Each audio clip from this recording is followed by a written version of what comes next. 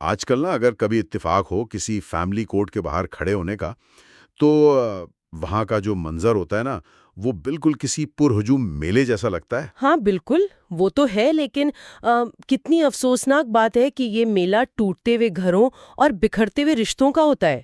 صحیح کہہ رہی ہیں، یعنی ہم ہمیشہ سے سنتے آئے ہیں کہ شادی ایک عمر بھر کا بندھن ہے، مگر جو ریسرچ اور ڈیٹا ہم دیکھ رہے تھے نا آج کے اس گہرے تجزیے کے لیے، اس کے مطابق طلاق کی شرح میں ہر سال کوئی 12 سے 20% تک کا ہوش ربا اضافہ ہو رہا ہے۔ اور یہ محض کوئی نمبرز یا اعداد و شمار نہیں ہے، مطلب یہ ایک باقاعدہ سیلاب ہے جو خاموشی سے نا ہماری پوری معاشرتی بنت کو اندر سے کھوکھلا کر رہا ہے۔ بالکل، اور جب ایک گھر ٹوٹتا ہے تو وہ صرف دو لوگوں کی علیحدگی نہیں ہوتی۔ جی، وہ ایک ایسا جذباتی صدمہ ہوتا ہے جس کے اثرات نسلوں تک جاتے ہیں، خاص طور پر بچوں کی نفسیات پر جو اثر پڑتا ہے وہ تو بیان سے باہر ہے۔ ہاں، اور اسی لیے نا آج کے اس تفصیلی جائزے کا مقصد صرف اس مسئلے پر افسوس کرنا یا بیٹھ کر رونا رونا نہیں ہے۔ مطلب ہمارا اصل اور واحد ہدف یہ جاننا ہے کہ آخر طلاق کی اس بڑھتی ہوئی شرح کو کم کیسے کیا جائے۔ بالکل، ہمیں سولوشنز کی طرف آنا ہوگا۔ ایگزیکٹلی۔ تو ہمارے پاس جو قانونی ماہر، نفسیاتی پہلوؤں اور معاشرتی حقائق پر مبنی مواد ہے نا، ہم اس کا تفصیلی جائزہ لیں گے تاکہ ان ٹھوس حلوں تک پہنچ سکیں جو رشتوں کو بچا سکتے ہیں۔ تو چلیں اس بات کی گہرائی میں چلتے ہیں۔ میرا خیال ہے مسئلے کا حل تلاش کرنے کے لیے نا سب سے پہلے ہمیں اس ماحول کو سمجھنا ہوگا جس میں آج کل کی شادیاں ہو رہی ہیں۔ یعنی وہ ماحول جو زیادہ تر سکرینز اور سوشل میڈیا کے گرد گھومتا ہے۔ ہاں بالکل، کیونکہ انسان جس ماحول میں سانس لیتا ہے اور جو معلومات روزانہ کنزیوم کرتا ہے وہی اس کی توقعات بناتی ہیں، اور آج کا سب سے بڑا سچ یہی ڈیجیٹل دنیا ہے۔ اچھا، جو ریسرچ ہم دیکھ رہے تھے نا اس میں ایک بات بہت نمایاں تھی۔ مجھے تو یوں لگتا ہے کہ آج کل کی شادیاں ایک ایسے پرانے گھر کی طرح ہو گئی ہیں جس کی بنیادیں تو اندر سے ہل چکی ہیں، لیکن باہر سے اس پر سوشل میڈیا کا ایک چمکدار پینٹ کر دیا گیا ہے۔ یہ بہت زبردست تشبیہ دی آپ نے۔ مطلب انسٹاگرام یا ٹک ٹاک پر دیکھیں تو ہر طرف ایک پرفیکٹ لائف سٹائل نظر آتا ہے نا، مہنگے تحفے، شاندار چھٹیاں، کینڈل لائٹ ڈنرز اور پتہ نہیں کیا کچھ۔ ہاں آن لائن تو یہ سب بے عیب نظر آتا ہے، لیکن حقیقت میں کئی رشتے اندر سے بالکل کھوکھلے ہوتے ہیں۔ لیکن یہاں میں ایک سوال اٹھانا چاہ رہا تھا، کیا واقعی محض دوسروں کی تصویریں دیکھنے سے کسی کا بسا بسایا گھر ٹوٹ سکتا ہے؟ مطلب یہ تھوڑی سطحی سی بات نہیں لگتی؟ یہ بہت اہم سوال ہے۔ کیا سوشل میڈیا واقعی رشتوں کا قاتل ہے، یا یہ صرف ان دراڑوں کو نمایاں کر رہا ہے جو پہلے سے ہی موجود تھیں؟ دیکھیں، بات اتنی سادہ نہیں ہے کہ کسی نے تصویر دیکھی اور گھر ٹوٹ گیا۔ یہاں جو بات سب سے زیادہ حیران کن ہے نا وہ یہ ہے کہ ہمارے ذرائع میں اسلامک سائیکالوجی یعنی اسلامک نفسیات کے حوالے سے جو بات کی گئی ہے، اچھا، وہ کیا کہتی ہے؟ وہ اس کی اصل میکینکس کو سمجھاتی ہے۔ کسی بھی انسان کو رشتے میں صرف چھت اور کھانا تو نہیں چاہیے ہوتا نا، اسے جذباتی تحفظ یعنی ایموشنل ویلیڈیشن چاہیے ہوتی ہے۔ یعنی وہ محسوس کرنا چاہتا ہے کہ اس کی کوئی قدر ہے، وہ اہم ہے۔ بالکل، لیکن ہوتا کیا ہے کہ جب میاں یا بیوی مسلسل سوشل میڈیا پر دوسروں کی بظاہر پرفیکٹ زندگیاں دیکھتے ہیں نا، تو ان کے دماغ میں لاشعوری طور پر ایک موازنہ شروع ہو جاتا ہے۔ ہاں، انسان سوچتا ہے کہ میری زندگی میں تو یہ گلیمر ہے ہی نہیں۔ صحیح، اور اس موازنے کا نتیجہ کیا نکلتا ہے؟ تنقید۔ انسان اپنے ہی ساتھی میں کیڑے نکالنے لگتا ہے، اور جب تنقید روزمرہ کا معمول بن جائے نا تو دماغ میں خطرے کی گھنٹی بجنے لگتی ہے۔ وہ جو ذرائع میں خاص رویے کا ذکر تھا جسے سائلنٹ ٹریٹمنٹ کہتے ہیں۔ جی بالکل، خاموشی سے دی جانے والی جذباتی سزا۔ یعنی وہ جو لڑائی کے بعد لوگ کئی دن ایک دوسرے سے بات ہی نہیں کرتے اور شکل بھی نہیں دیکھتے۔ ہاں وہی تو نفسیات کے مطابق نا جب کوئی شخص اپنے جیون ساتھی کو سائلنٹ ٹریٹمنٹ دیتا ہے تو دوسرے شخص کے دماغ میں وہی درد کے ریسیپٹرز متحرک ہو جاتے ہیں جو کسی جسمانی چوٹ یا ہڈی ٹوٹنے پر ہوتے ہیں۔ واقعی؟ مطلب دماغ اس خاموشی کو جسمانی درد کی طرح محسوس کرتا ہے؟ یہ تو بہت خطرناک ہے۔ جی بالکل، دماغ اسے سوشل ریجیکشن کے طور پر لیتا ہے۔ اس سے انسان کا نروس سسٹم جو ہے نا وہ فائٹ اور فلائٹ کے ایک زہریلے موڈ میں چلا جاتا ہے۔ یعنی ذہن ہر وقت اسی خوف اور دباؤ میں رہتا ہے کہ میں محفوظ نہیں ہوں۔ اور ذرائع میں ایک بہت ہی طاقتور جملہ استعمال کیا گیا ہے جس نے اس پورے مسئلے کو سمیٹ دیا ہے کہ لوگ رشتے کو ہیل کرنے یعنی اس کے زخم بھرنے سے پہلے ہی رشتہ چھوڑ دیتے ہیں۔ یار یہ جملہ واقعی سوچنے پر مجبور کر دیتا ہے کہ ہیل کرنے سے پہلے ہی چھوڑ دینا۔ تو پھر اس ڈیجیٹل سراب اور اس تنقید کے چکر سے بچا کیسے جائے؟ طلاق کی شرح کو کم کرنے کے لیے ماہرین کیا ٹھوس حل بتاتے ہیں؟ دیکھیں ماہرین اس کا بہت ہی عملی حل بتاتے ہیں۔ سب سے پہلی چیز تو حدود یعنی باؤنڈریز کا تعین ہے۔ باؤنڈریز سے آپ کی کیا مراد ہے؟ مطلب سوشل میڈیا پر اپنی نجی زندگی کی نمائش کو سختی سے بند کرنا ہوگا۔ میاں بیوی کے درمیان جو بھی معاملات ہیں وہ ان کی ذات تک ہی محدود رہنے چاہیے۔ دنیا کو بتانے کی ضرورت نہیں ہے کہ آج آپ نے کیا کھایا یا آپ کے ساتھی نے کیا گفٹ دیا۔ لیکن اگر زمینی حقیقت کو دیکھیں تو کیا یہ ممکن ہے؟ مطلب آج کے دور میں جہاں ہر بندے کی زندگی سمارٹ فون کے اندر گھسی ہوئی ہے، یہ کہنا کہ جی سوشل میڈیا پر کچھ نہ ڈالیں تھوڑا غیر حقیقی سا مشورہ نہیں لگتا؟ دیکھیں ماہرین مکمل بائیکاٹ کا تو نہیں کہہ رہے ہیں نا، وہ کہہ رہے ہیں کہ رشتے کے گرد ایک حفاظتی دیوار کھڑی کریں۔ دوسری اہم تجویز ان کی یہ ہے کہ روزمرہ کی بنیاد پر پرسکون بات چیت کی جائے۔ اچھا، یعنی خاموش رہنے کے بجائے بات کریں۔ بالکل، ہوتا یہ ہے کہ لوگ چھوٹی چھوٹی رنجشیں دل میں جمع کرتے رہتے ہیں اور پھر ایک دن وہ لاوے کی طرح پھٹتی ہیں۔ اس کے بجائے پرسکون کمیونیکیشن کی عادت ڈالنی ہوگی، اور سب سے بنیادی حل یہ ہے کہ اس حقیقت کو تسلیم کر لیا جائے کہ کوئی بھی انسان اور کوئی بھی رشتہ پرفیکٹ نہیں ہوتا۔ صحیح ہے، جب ہم پرفیکشن کی تلاش ہی چھوڑ دیں گے تو توقعات خود بخود حقیقت پسندانہ ہو جائیں گے۔ ایگزیکٹلی۔ چلیں فرض کرتے ہیں کہ کسی جوڑے نے یہ بات سمجھ لی، انہوں نے اپنا انسٹاگرام بھی پرائیویٹ کر لیا اور توقعات بھی ٹھیک کر لیں، لیکن جو ریسرچ ہمارے سامنے ہے نا وہ بتاتی ہے کہ پھر بھی لوگ عدالتوں میں پہنچ رہے ہیں۔ بالکل پہنچ رہے ہیں۔ اس کا مطلب ہے کہ اگر بیرونی ڈیجیٹل دنیا کو ٹھیک کر بھی لیا جائے تب بھی کچھ ٹھوس مادی حقائق ایسے ہیں جو روزمرہ کی زندگی کو جہنم بنا دیتے ہیں، اور یہیں سے بات پیسہ اور خاندانی دباؤ کی طرف آتی ہے۔ یہ ایک بہت بڑا فیکٹر ہے، اس میں کوئی شک نہیں۔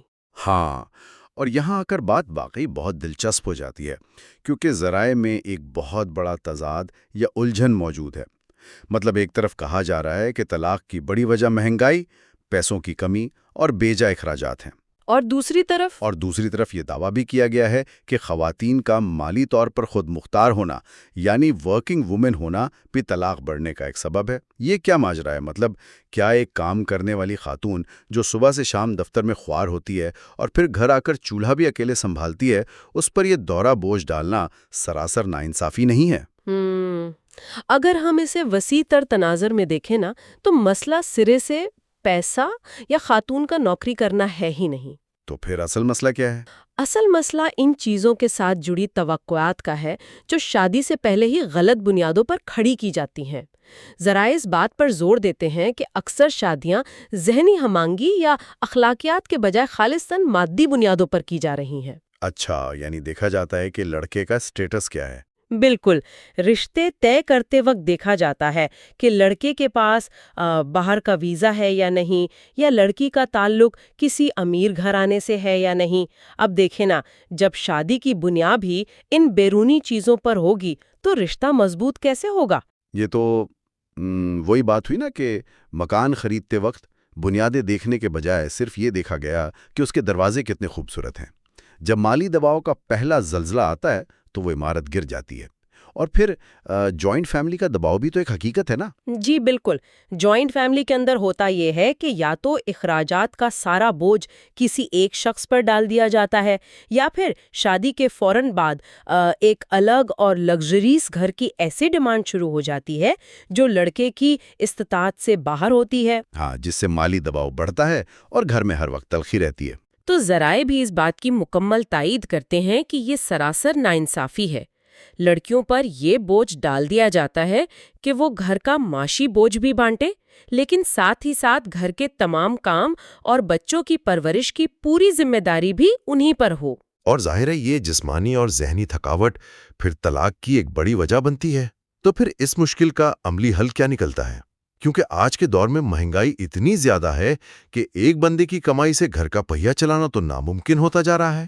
دیکھیں، ماہرین اس کا جو سب سے مؤثر حل بتاتے ہیں نا، وہ ہے جوائنٹ فائنینشل پلاننگ، یعنی مشترکہ مالی منصوبہ بندی۔ اور یہ شادی کے بعد نہیں، شادی سے پہلے ہونی چاہیے۔ شادی سے پہلے؟ جی، ذرائع میں یہ واضح پیغام ہے کہ لڑکے اور لڑکی کو اپنے مستقبل کے اہداف اور مالی توقعات پر کھل کر بات کرنی چاہیے۔ انہیں یہ طے کرنا چاہیے کہ وہ مل کر کس طرح کی زندگی گزارنا چاہتے ہیں اور اخراجات کیسے بانٹے جائیں گے۔ اچھا، یہاں میں ذرا آپ کی بات ٹوکنا چاہوں گا۔ آپ نے کہا کہ شادی سے پہلے مالی منصوبہ بندی کی جائے، لیکن اگر ہم اپنے معاشرے کی زمینی حقیقت دیکھیں تو کیا یہ واقعی ممکن ہے؟ آپ کو کیوں لگتا ہے کہ یہ ممکن نہیں ہے؟ مطلب ہمارے یہاں تو رشتہ طے کرتے وقت ڈرائنگ رومز میں اگر لڑکی والے لڑکے سے اس کی تنخواہ کی تفصیل یا مالی بحران پر بات کرنے کی کوشش بھی کریں تو لڑکے والوں کی انا مجروح ہو جاتی ہے، اسے لالچ یا بدتمیزی سمجھا جاتا ہے۔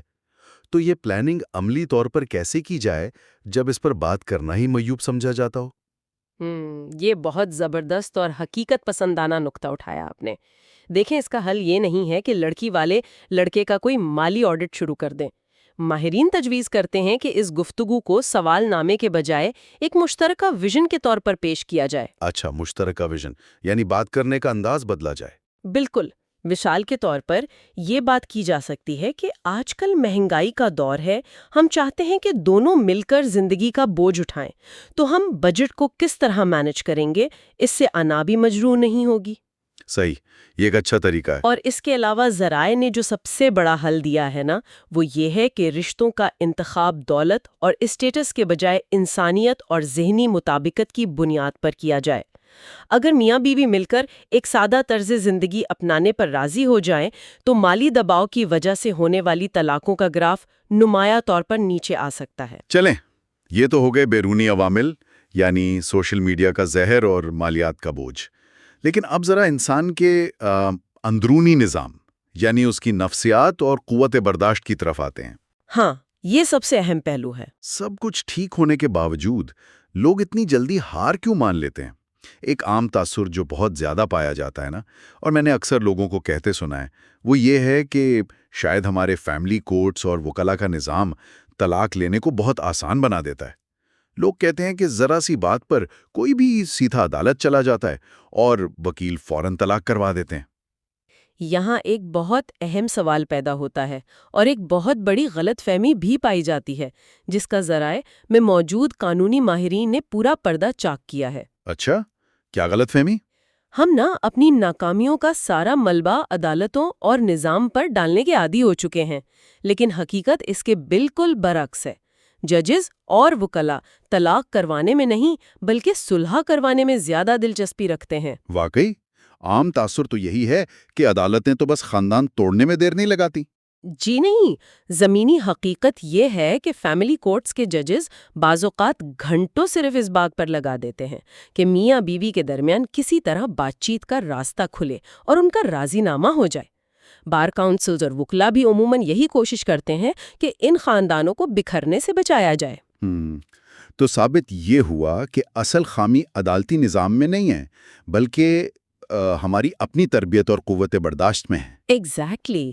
ماہرین کے تجزیے کے مطابق آج کی نسل میں تعلیم، ڈگریاں اور حقوق کا شعور تو بہت آ گیا ہے، لیکن تربیت اور برداشت کا معیار خطرناک حد تک گر چکا ہے۔ ہاں، یہ تو ہے، ہم نے تعلیم کو ڈگریوں تک محدود کر دیا ہے۔ بالکل۔ اور پہلے وقتوں میں والدین بچوں کی اصلاح کرتے تھے، انہیں حالات سے سمجھوتا کرنا سکھاتے تھے، لیکن آج کی جدید پیرنٹنگ کا المیہ یہ ہے کہ والدین اپنے ہی بچوں کی ہر جائز ناجائز ضد پوری کرتے ہیں۔ وہ انہیں روکنے ٹوکنے سے ڈرتے ہیں کہ کہیں بچہ آگے سے بدتمیزی نہ کرے۔ ہاں، یہ تو ہم روز دیکھتے ہیں، بچوں کو کبھی نہ سننے کی عادت ہی نہیں ڈالی جاتی۔ صحیح۔ اور جب یہی لاڈ پیار اور ہر بات منوانے کی عادت ایک شخص کو لے کر عملی اور شادی شدہ زندگی میں داخل ہوتی ہے تو وہاں اسے ایک بالکل مختلف حقیقت کا سامنا کرنا پڑتا ہے۔